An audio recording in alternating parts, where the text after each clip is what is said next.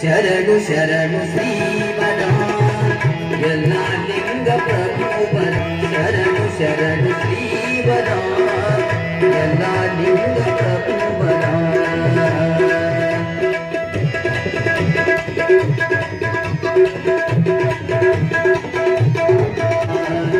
ಎಲ್ಲ ಲಿಂಗ ಪ್ರಭುವರ ಎಲ್ಲ ಲಿಂಗ ಪ್ರಭುವರ